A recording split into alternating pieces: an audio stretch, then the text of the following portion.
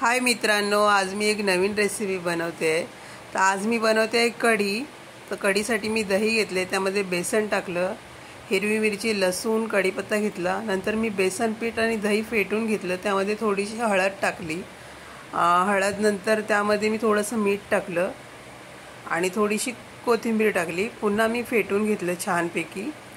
त्यानंतर मी फोडणीसाठी जिरे आणि राई घेतलं, ते मी तेलामध्ये टाकले। नंतर हिरव्या मिरच्या, लसूण वगैरे टाकले, कढीपत्ता छानपैकी भाजून घेतलं। मग फेटलेलं दही मी त्यामध्ये टाकलं व्यवस्थित आणि मग व्यवस्थित एकजीव करून घेतलं छानरीत्या बेसन। आणि नंतर पाणी ओतलं मी। पाणी ओतून झाल्यानंतर कढी व्यवस्थित कढायला लागली, एकदम छानपैकी कढी कढून दिली मी।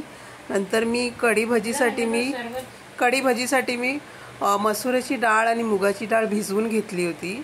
सो 3-4 तास ती भिजली। आता मी ती मिक्सरला वाटून घेणार आहे, बारीक एकदम, थोडंसं पाणी टाकून। तर मिक्सरच्या भांड्यामध्ये मी डाळ घेतली, आता ती वाटून झाली डाळ।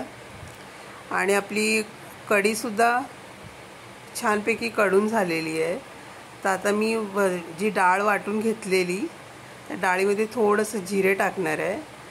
जिऱ्यानंतर मी कांदा टाकला एक चिरून, त्यामध्ये थोडीशी कोथिंबीर टाकली मी त्याच्यामध्ये।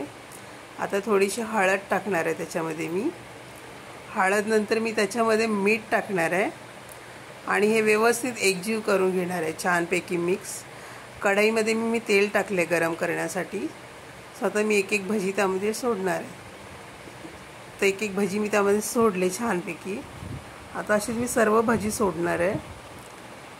तर आपले भजी रेडी झालेले, तुम्ही बघू शकता अशा प्रकारे। आता मी ही भजी थाळीमध्ये काढून घेणार आहे। आता भजी काढून घेतल्यानंतर मी प्लेटमध्ये तुम्ही बघू शकता अशा प्रकारे। तर सर्व अशी भजी बनवून घेणार आहे। आपले भजी रेडी झालेले, तुम्ही बघू शकता एकदम छानपैकी। आणि कढीसुद्धा आपली रेडी झालेली एकदम खाण्यासाठी। सो एकदम, तर व्हिडिओ आवडला तर प्लीज लाईक करा, शेअर करा आणि सबस्क्राईब करा मित्रांनो।